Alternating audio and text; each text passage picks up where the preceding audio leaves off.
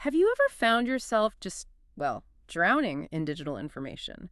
Wishing you had a smart helper, a digital teammate who didn't just do things, but could actually, think and remember and really collaborate. Yeah, imagine an assistant that really gets your needs, remembers what you talked about yesterday or even last week, picks things right back up. Exactly. That's the real promise, isn't it? The promise of truly intelligent agent design.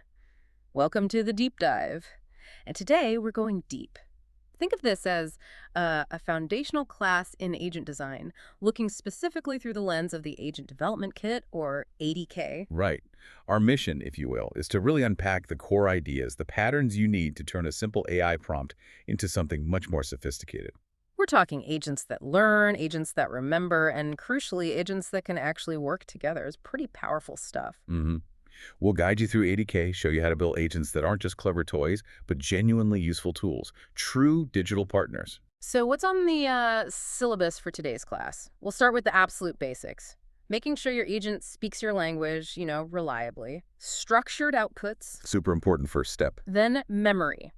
Short-term recall with sessions, and that crucial long-term memory with persistent storage. Can't have a real assistant without memory. Nope. Then we level up building agent teams, multi-agent systems, and orchestrating how they work sequentially, in parallel, even in loops for refinement. Getting into the complex stuff there. Yeah. And finally, we'll look under the hood at the AI models themselves, making smart choices there. So yeah, get ready for some some real aha moments, I think. This is where it gets exciting. Definitely. Let's dive in. Okay, class is in session. Let's kick off with arguably the most fundamental building block. Imagine trying to, say, feed an AI's output directly into a database or another automated tool. Right, but the AI just gives you back free-form text. Sometimes it's formatted one way, sometimes another. Yeah. Maybe it throws in a friendly hello sometimes, other times not. Exactly. It's like trying to programmatically catch smoke. Mhm. Without structure, you'd spend ages writing brittle code just to parse the output, and it would break all the time. Constantly breaking. Yeah. That's why structured outputs aren't just nice. They're absolutely foundational for building real-world agents.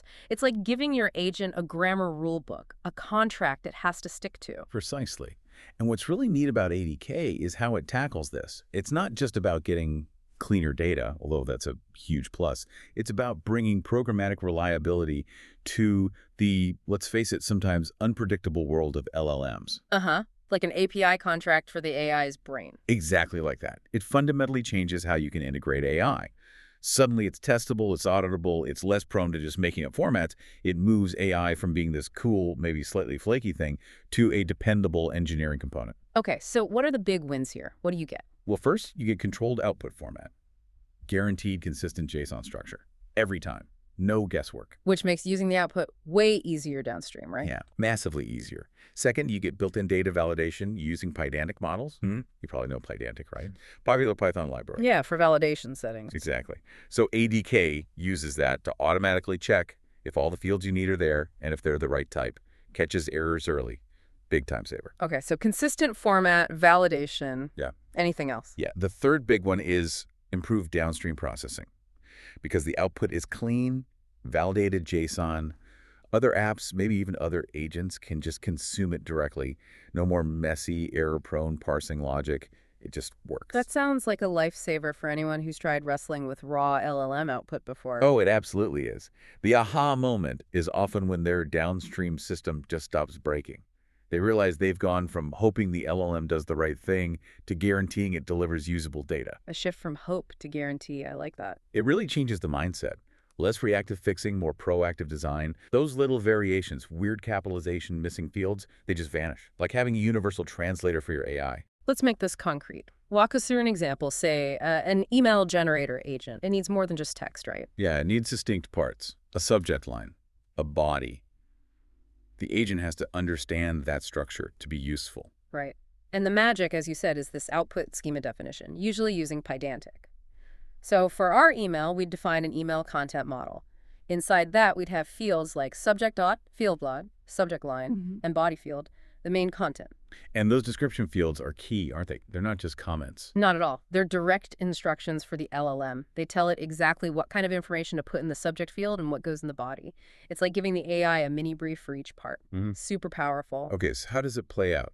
User asks for an email. Right. User says, like, write a professional email about extending a project deadline. The agent, knowing it needs to produce email content, processes this. The LLM uses those descriptions in the schema to generate the subject and body text. Then critically, it formats its entire response as a JSON object matching that email content schema. And ADK checks that JSON. Instantly. ADK validates the JSON against the schema. If it doesn't match, say, a required field is missing, it flags an error. No bad data gets through. And then what happens to that nice, clean JSON? It gets stored in the session state under a specific output key you define. This seems minor now, maybe, but it's how data gets passed around, which leads us perfectly into our next topic state. Got it. But structured outputs, while powerful, aren't a silver bullet for everything, are they? There are limits. Absolutely. Important limitations to keep in mind when designing. First, an agent using an output schema cannot use tools during its execution. Ah, okay. So no API calls or web searches if it's locked into producing that specific JSON structure. Exactly. If it needs tools, you need a different approach, maybe chaining agents. Mm-hmm. Second, the LLM absolutely must produce JSON as its final output. No wiggle room there. It has to speak JSON. It has to. And third, your instructions, your prompt, need to be explicit. You have to tell the LLM to generate JSON matching the schema. It won't just guess. Makes sense. You got to be clear. So yeah, to kind of tie a bow on this section, output schema defines the structure. Output key stores the resultant state. It's all about predictable, reliable data exchange. Foundational stuff. And you mentioned input schema briefly, too. Right. Similar idea, but for controlling the input format the agent expects. Yeah. Same principle. Enforcing structure for reliability. Okay, this is where things get, I think, really interesting. This is where agents start to feel, well, smarter. Memory. Yeah. Think about the difference. A basic chatbot forgets everything the moment you send your next message. An agent with memory. It remembers your name, what you like, what you asked 5 minutes ago. It's the difference between a transaction and a conversation, isn't it? Totally. That's where sessions and state management come in. Without memory, an agent is just a fancy calculator. With memory, it starts to feel like an actual assistant. And connecting that to the bigger picture, stateful agents aren't just taking turns anymore. They can build a sort of relationship contextually, which is absolutely vital for personalization, for context, for making the agent feel significantly more intelligent than something stateless. It's about continuity, that history. So what exactly are sessions in ADK? How do they provide this memory? Well, they're a mechanism to maintain state. Basically, storing and accessing user data, preferences, anything relevant across multiple interactions, not just one turn. Okay, so it holds on to information. Right. It also automatically tracks conversation history, records the back and forth so the agent knows what's already been said. No more repeating yourself. That's huge. And maybe most importantly, it lets the agent personalize responses. It uses that stored info, your name, your preferences, past interactions, to tailor what it says back to you. Much more relevant, much more natural. Makes sense. Let's make it concrete. You mentioned a question answering agent example. Yeah, a basic stateful agent. So when you start a session, you can provide an initial state. Like preloading its memory. Exactly. You could say username, Brandon Hancock, or user preferences, loves pickleball, prefers concise answers, something like that. It gives the agent immediate context about you. And how is this memory stored, at least initially? So for simple examples, we often use the in-memory session service. As the name suggests, it stores everything in the application's memory. Super fast, great for demos. But yet, the big caveat. It's ephemeral, app stops, memory's gone. Poof. Not for production where you need persistence, but perfect for seeing how state works. okay, so you create the session with that initial state. How does the agent use it? This is the clever part in ADK. You put template variables like username or user preferences right into the agent's instruction string, the main prompt. ADK automatically injects the current values from the session state into those spots before sending the prompt to the LLM. Ah, so the LLM gets a prompt that's already personalized. Precisely. It knows your name or preferences right away without any extra logic needed in the agent itself. And then the runner component manages the session service to keep that state alive across multiple turns in the conversation. The relevance here seems massive, like customer support remembering your history. Exactly. Or a personal assistant knowing your coffee order, your preferred news sites, your travel habits. It's what elevates an agent from a generic tool to your tool. More efficient, more personal, more, well, human-like. Huge user experience win. Okay, so short-term memory with in-memory session service is great for a single chat. But yeah, like you said, what happens when the app closes? Poof. gone. Ah, All yeah. that context, preferences, history vanishes, which is fine for a quick demo, but useless for a real agent you want to rely on over time. Right. For a truly useful agent, we need something stickier, long-term memory. Exactly, and that raises the big question. How do we make agents remember us, not just for one session, but across restarts, days, weeks, maybe months apart? Persistent storage. Persistent storage is the answer. And ADK's solution is the database session service. This is how we give our agents durable long-term memory. It's the difference between a fleeting chat and a relationship where the agent actually knows you. Okay, tell me about the benefits. Why go persistent? Well, the most obvious is long-term memory. Info persists across restarts, deployments, everything. Rock solid, Which means? which enables consistent user experiences. You pick up exactly where you left off, no repeating yourself ever. Builds trust, feels seamless. Makes sense. It also naturally handles multi-user support.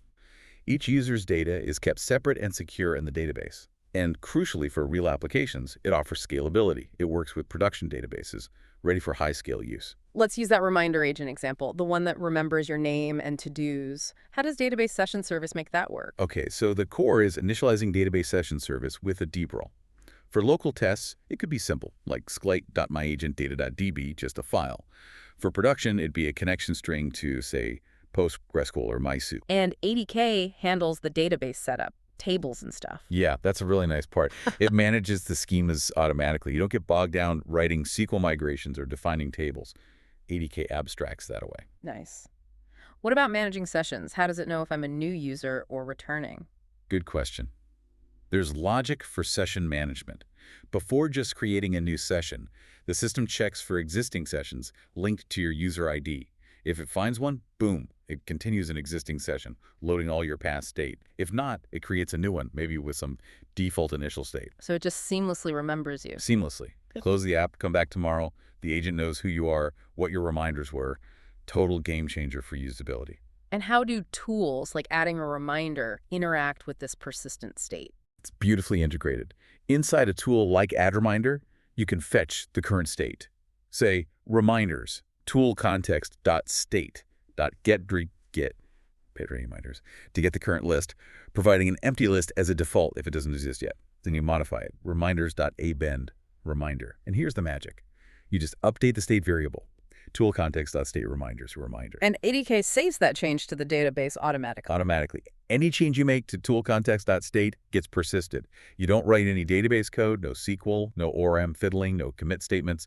It just works. Super high level, super powerful abstraction. Let's walk through that. First run, I tell it my name, add buy groceries, close it. Right. Second run, maybe hours later, I start at ask what's my name or what's on my list. And it tells you your name is your name and you need to buy groceries. That data is pulled right from the database file or server.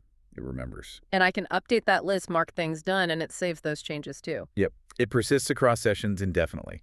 That's how you get an agent that's a genuine companion, not just a temporary tool. So for production, Squite might be okay for simple things, but really you want something bigger. Absolutely. Sqlite is great for getting started, local dev, but database session service uses Squalchemy underneath, so it supports robust databases like PostgreSQL, MySQL, MS SQL Server, essential for scale. And what else should we think about for production databases? Standard best practices, really. Choose a DB that fits your scale needs, use connection pooling, secure your credentials properly, and crucially, have solid backup strategies. Your agent's memory becomes valuable data. You need to protect it. Reliability, security, resilience. You know, it's like building a specialist team, isn't it? One agent, even a brilliant one, can do a lot. But ask it to be an expert coder, a financial analyst, and a hilarious comedian all at once, probably not going to happen. Right. Even the best LLMs have their limits, especially when you need deep, specialized knowledge or multiple distinct skills for one complex task. That's where multi-agent systems come in. It's not about building one super agent. It's about building a team of specialized agents that collaborate. Exactly. From a design standpoint, it's all about distributing the cognitive load. Instead of one massive, potentially mediocre generalist, you create an ecosystem. Each agent masters one thing. Leads to more robust systems, more scalable. Definitely. More modular, too. You can update or swap out the finance expert without breaking the coding expert. It's leveraging collective intelligence, just like effective human teams do, breaking down big problems. So the core idea, Multiple specialized agents working together, delegating, communicating to solve problems too big for just one. That's the essence of it, tackling complexity through collaboration and specialization. Okay, but to make this work in ADK, there's a specific way you need to structure your project, right? Like an org chart for agents. Yeah, ADK needs a clear hierarchy to find and manage all the agents. Typically, you have your main root agent package. Inside that, a dedicated subagents directory. And each subagent lives in its own package within that directory. Correct. And it's crucial that the init.py files in each agent package properly import the actual agent definition, usually from an agent.py file. Got it. Imports are key. Very. And when you run the application, say with add web, you have to run it from the parent directory containing your root agent package, not from inside one of the agent folders. This lets ADK discover the whole structure. It's the framework that enables the teamwork. Hashtag TextTag 2.2. Two architectures for agent collaboration. All right, so we get why teams are good. Now, how do they work together in ADK? You said there are a couple of main ways. That's right. Two primary architectures for collaboration. And choosing between them is important. It depends on how much control the main manager agent needs and, critically, how the subagents use tools. Not one size fits all, then. Definitely not. Understanding these patterns is key to good multi-agent design. They have different strengths, different constraints. Okay, let's start with the first one, the subagent delegation model. What's the idea here? Here, the root agent acts like a smart router or a traffic controller. It receives a query, decides which specialist is best suited, and then fully delegates the task to that subagent. Fully delegates, meaning? Meaning the subagent takes over completely for that interaction. Its response is the final response. The root agent just hands it off and steps back. It doesn't process or modify the subagent's answer. How do you set that up in ADK? It's straightforward. In the root agent definition, you just list the subagents in the subagents parameter. Like, manager agent might have subagents, stock analyst, funny nerd. So if I ask the manager for a joke, The manager sees joke, delegates the funny nerd tells the joke, and that's the end of the turn. Manager just routed it. okay, sounds simple. But you mentioned constraints. Is there a catch? There's a big one. A really crucial design limitation. Subagents defined this way, using direct delegation via the subagents parameter, cannot use built-in tools. Whoa, okay, so no Google search, no code execution for these directly delegated subagents. Correct. That's a major constraint you absolutely have to design around. These subagents are limited to essentially LLM-only responses. Why is that limitation there? Seems quite restrictive. It's a design choice focused on keeping the delegation model clean and predictable. When you fully delegate, you're handing off the entire response generation. Adding complex tool use within that delegated context could make the overall flow harder to manage and debug, and potentially confuse the root agent's routing logic. So it pushes you towards simpler, more focused subagents in this model. Exactly. It encourages clean separation. And it naturally leads you to the second model if you need subagents with tool access. Okay, let's talk about that second model then. The agent as a tool model. How is this different? Fundamentally different. Here, instead of full delegation, you wrap your specialized agents as agent tools. The root agent then uses these agent tools just like it would use any other function tool, like a calculator or an API call. Ah, so the subagent doesn't take over. No. The subagent, as a tool, does its work, maybe generates some text or analysis, and returns its result back to the root agent. And the root agent stays in control. Completely. The root agent gets the result from the agent tool, and it decides what to do next. It can incorporate that result into its own response, maybe summarize it, combine it with other info, or even call other tools, including other agent tools. Much more control at the root level. Okay, what are the benefits here? More control. More control, yes. Ability to synthesize responses from multiple sources or tools. And crucially, this is the workaround for the tool limitation we just discussed. How so? Because an agent, wrapped as an agent tool, can internally use built-in tools like Google Search or code execution. So you could build a specialized search agent that uses Google Search, wrap it as an agent tool, and then your root agent can call that search agent tool to get search results, while the root agent still manages the overall conversation flow. Ah, okay. That makes sense. The wrapping is the key to letting specialized agents use built-in tools when needed. Exactly. It provides that necessary layer of abstraction and control. Let's connect this back to our multi-agent example. We had a manager agent. Right. So that manager might use the delegation model for the stock analyst and the funny nerd. Ask for stock info. Delegate fully to the analyst. Ask for a joke. Delegate fully to the nerd. Oh, okay. But it might also use a news analyst agent wrapped as an agent tool. So if you ask, what's the latest tech news? The manager calls the news analyst tool. The news analyst does its thing, maybe uses search. Right. Gets the news, returns it to the manager, and then the manager decides how to present that news, maybe summarize it, add context, whatever, before giving you the final answer. See the difference? Routing versus consulting. Yeah, clear distinction. Delegation is a handoff, agent as a tool is like calling an expert consultant. All right, this feels like the next level. If multi-agent systems are about teamwork and sessions are about memory, then stateful multi-agent systems, that's where it all comes together, right? That's exactly it. It's the synergy. You have an ecosystem of specialized agents, but they're not just collaborating blindly. They're collaborating with a shared understanding, a common memory. So they all kind of know what the others know, or at least what's happened in the conversation. Precisely. This is where agent systems get truly sophisticated and, frankly, incredibly powerful. By sharing state, these different specialists collectively build a much richer picture of the user, their history, the context. Which leads to better personalization. Much better. It enables truly adaptive interactions. The system doesn't just respond, it anticipates. It understands the nuances because it has that shared history. It's a huge leap from isolated intelligence to collaborative, remembered intelligence. So define it for me. What is a stateful multi-agent system? It's an architecture that combines persistent state management, that long-term database memory we talked about, with specialized agent delegation or tool usage.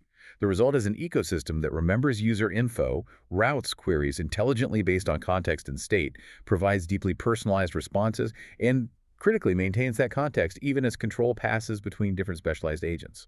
The memory follows the conversation. Let's use that customer service system example for an online course platform. That sounds like a perfect use case. It really is. Instead of one poor agent trying to handle sales, support, policy questions, everything, you have specialists. A sales agent, a course support agent, a policy agent. Right.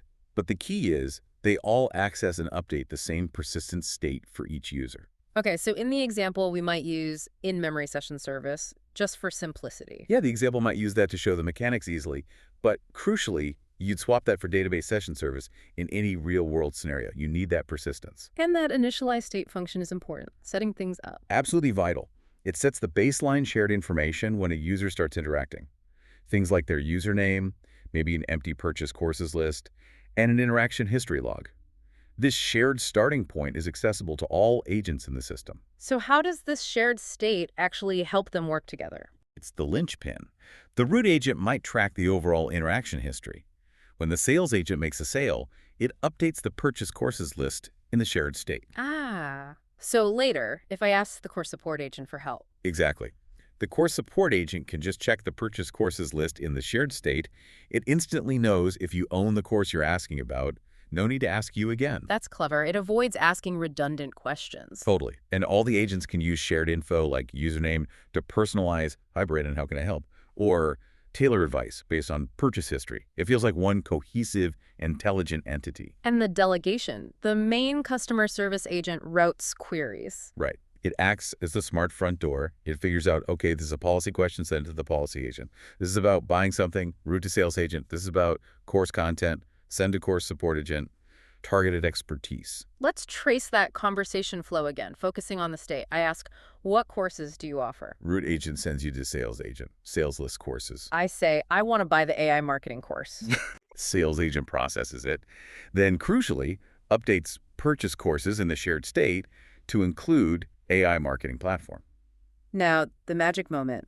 I ask, tell me about the content in the AI marketing course. Route agent routes to course support agent. That agent checks the shared state, sees AI marketing platform in purchase courses, and knows you own it. It gives you the details directly. No, have you purchased this course? Prompt. None. Seamless. Then maybe you ask, what's the refund policy? Routed to policy agent.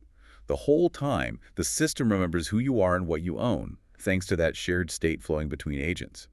That's the power. That really highlights the benefit. What about other advanced features shown in that example? Well, there's the explicit interaction history tracking. Every message back and forth gets logged in the state, giving a full transcript for context. There's also dynamic access control. The course support agent, for instance, might have logic saying it only helps with courses found in the user's purchase courses list in the state. Access is conditional on state. And finally, state-based personalization. Agents actively change their responses based on your history or purchases recorded in the state. Truly adaptive. So production considerations here are similar. Use database session service. Absolutely. Plus robust user authentication, really solid error handling, what if an agent fails mid-task, Yep. and good monitoring to see how the ecosystem is performing. Building reliable, secure, stateful, multi-agent systems requires that discipline. Okay, moving into Module 3. Advanced workflows. We've got memory, we've got teams, but sometimes you need a really strict order of operations, right? Like an assembly line. Step 1 must happen before step 2 before step 3. Exactly. Sometimes the sequence is everything. That's where sequential agents come in. Right. They provide that deterministic, ordered control over a workflow. Creating a processing pipeline where the output of one agent step directly feeds the input of the next. Precisely. It ensures a predictable, unvarying flow. Perfect for things like multi-stage decision-making, data transformations where order matters, anything requiring a strict sequence. It's like choreographing your agent's steps meticulously. So the key characteristics are execute in a fixed order. Yep, exactly as specified. No deviations. They pass data between agents using that session state we talked about. State is the connective tissue. And they create processing pipelines for dependent tasks. That's the core idea. Use them when order is critical. Let's make it real with the lead qualification pipeline example, a sales pipeline agent. Right. This isn't just one agent. It's a sequential agent orchestrating 3 specialized subagents in a precise sequence. First up is the lead validator agent. Correct. Its only job is to check if the incoming lead info is complete. Got a name, got an email, basic stuff. It acts as the gatekeeper, outputs valid or invalid into the state. Then, if it's valid, the lead score agent runs. Exactly. Only if valid. This agent scores the lead, maybe 110, based on things like urgency, budget, authority mentioned in the lead info. Puts the score in the state. And finally, the action recommender agent. Yep. Runs last. It looks at both the validation status and the score from the state. Then it recommends the next best action. Gather more info for invalid leads, nurture low scores, engage high scores directly. The orchestration here is key. The sequential agent guarantees that validator runs first. Absolutely. Sets the foundation. Then the scorer runs, but it uses the validator's output from the state. It knows if it should even bother scoring. Smart use of state. And the recommender runs last, using both prior results to give tailored advice. And that data flows using the output key for each step, right? Validation status, lead score. Exactly. Those keys label the data in the shared state, making it easy for the next agent in the sequence to pick up the right information. Reliable data flow through the pipeline. Let's contrast 2 scenarios. A qualified lead comes in good info, budget, urgency. Pipeline runs. Validate valid. Score high. Say 910. Recommend immediate sales engagement. Straight through. Now an unqualified lead, maybe just a name, vague interest. Pipeline runs. Validate. Invalid. The recommender, seeing invalid in the state, immediately suggests gather more information, likely skipping the scoring step altogether as it's irrelevant for an invalid lead. Dynamic adaptation within a fixed sequence. Very cool. And how does this compare to other workflow types again? So sequential is for strict order. We'll talk next about parallel agents for concurrent, independent tasks, and loop agents for iteration and refinement. Different tools for different workflow needs. Okay, so sequential is great when order matters, but what if tasks don't depend on each other? What if you just need to grab a bunch of different pieces of info, maybe from different places, all at once, to save time? Right. That's the perfect scenario for parallel agents. It's about efficiency. Instead of waiting for task A to finish before starting task B, if they're independent, just run them both at the same time. Like sending out multiple scouts instead of just one. Exactly. Yeah. When tasks are truly independent, running them concurrently can drastically cut down the total time it takes to complete the workflow. It's a classic optimization strategy applied to agent workflows, ideal for data aggregation. Yeah. So parallel agents, they execute concurrently. Subagents run simultaneously. They operate independently during execution. Crucially, yes, no shared state dependencies while they're running in parallel. And they improve performance by doing things at the same time. Precisely. Use them when tasks are independent and speed matters. Let's look at the system monitoring example. An agent needs to report on system health. CPU, memory, disk. Doing those one by one would be slow. Needlessly slow. So this example uses a smart hybrid approach. How does that work? First, it defines a parallel agent called System Info Gatherer. This parallel agent's job is to run 3 specific info-gathering sub-agents concurrently. So a CPU info agent, a memory info agent, and a disk info agent all run at the same time. Exactly. They fire off simultaneously. Then, after all three have finished and return their data, a separate fourth agent, the synthesizer agent, runs sequentially. Ah, to combine the results. Right. The synthesizer takes the CPU info, memory info, and disk info gathered in parallel and compiles them into a single, coherent system health report. It's parallel for speed, then sequential for synthesis. Very effective pattern. The key concept here is that independent execution during the parallel phase. Absolutely critical. While the CPU, memory, and disk agents are running concurrently, they operate in isolation. They fetch their data, maybe formatted slightly, but they don't need to talk to each other or worry about conflicting state changes. Their individual results are collected only after they all finish. Then the synthesizer gets that bundle of results to work with. Perfect when the tasks don't need to interact midstream. So I could ask this agent, check my system health, and it would quickly gather all that info in parallel before giving me the combined report. Much faster. Much faster than doing it sequentially. And comparing again. Sequential for order, parallel for speed on independent tasks, and loop agents are for Iteration and refinement. Getting something right through repeated checks and improvements. Which brings us to our next topic. right, iteration. Sometimes you don't just want an answer, you want the best answer, polished and perfect. Like writing, you draft, review, revise, repeat. Exactly. Getting to best often requires that refinement cycle. The loop agents in ADK are designed specifically for that. Generating something, checking it against criteria, improving it, and repeating until it's just right. Like an automated quality control loop. Precisely. Iterative refinement is fundamental in many design processes, and loop agents provide a structured way to automate it. You get automatic quality checks, feedback-driven improvement, mimicking how a human would revise and polish work, Until some condition is met. until a specific quality standard is achieved or maybe a maximum number of attempts is reached. It aims for quality, but also avoids getting stuck forever. So the typical flow is initial generation, then a loop involving review checking, getting feedback, refining based on feedback, and importantly, a way to exit the loop. That's the core pattern. And that exit mechanism is crucial. Let's look at the LinkedIn post generator example. That sounds like a perfect fit. Generating, then refining social media content. It's a great example. It uses a sequential agent pipeline at the top level called LinkedIn Post Generation Pipeline. Okay, what does that sequence do? First, it runs an initial post generator agent to create the first draft, just get the basic ideas down. Then it kicks off the post refinement loop. And that loop agent handles the iteration. Yes, the post refinement loop is a loop agent. Inside it, two sub-agents execute repeatedly. First, the post reviewer.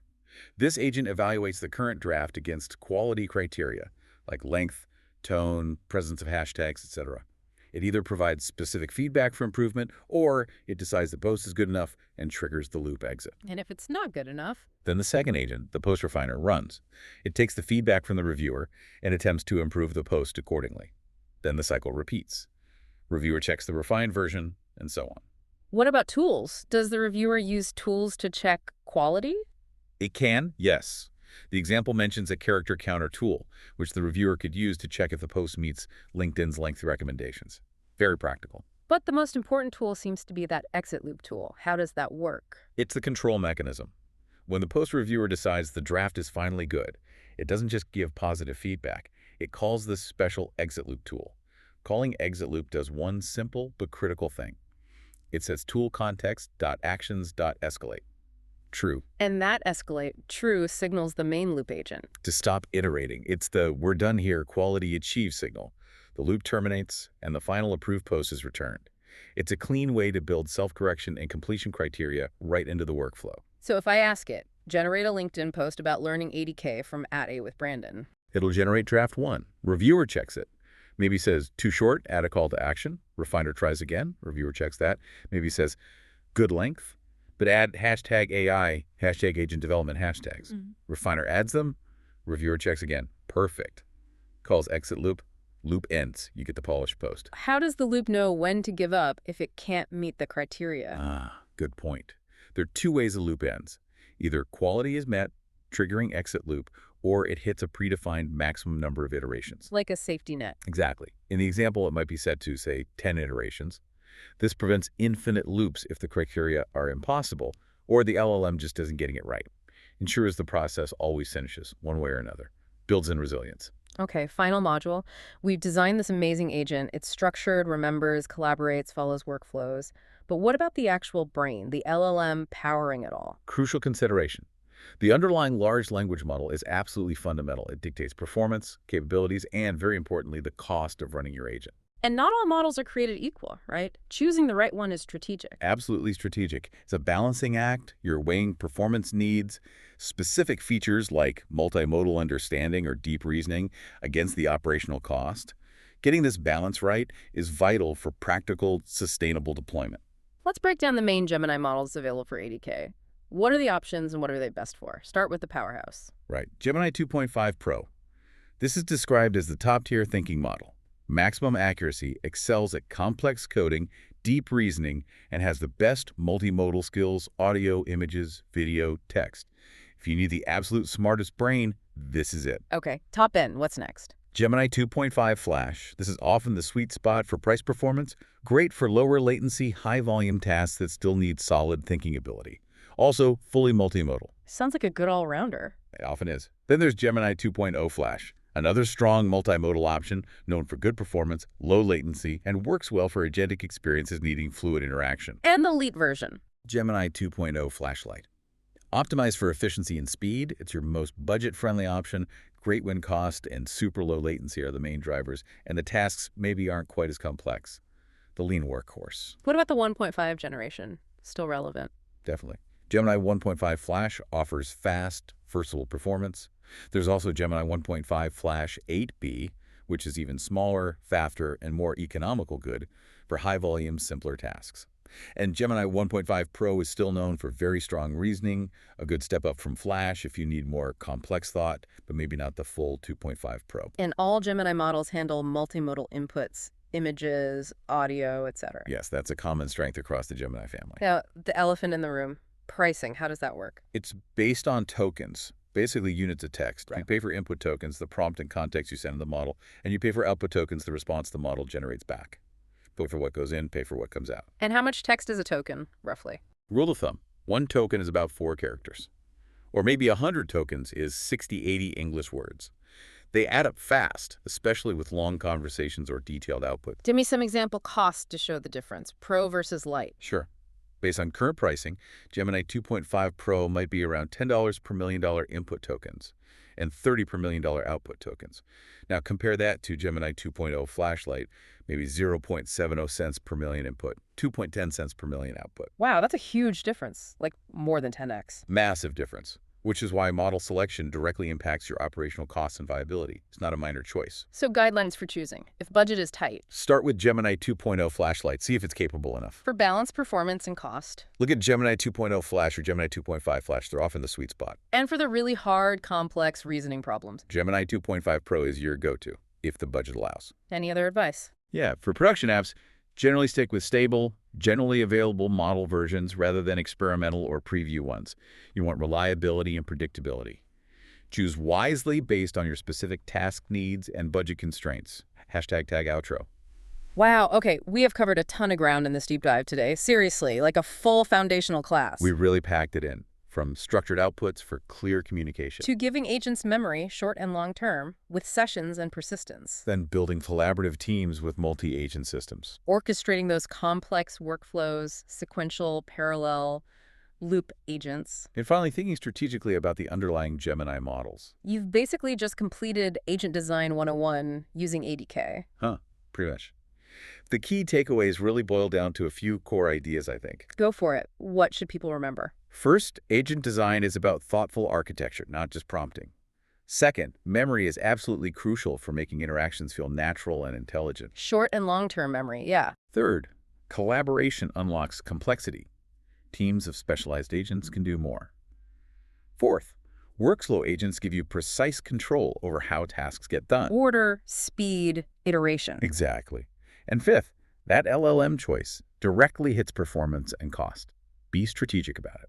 So as you, our listeners, think about designing your own agents, here's a final thought to chew on. What's the most complex, annoying, multi-step problem in your work or life right now? That process that drives you crazy? Could an intelligently designed agent system, one that remembers, collaborates, follows a workflow, actually transform it?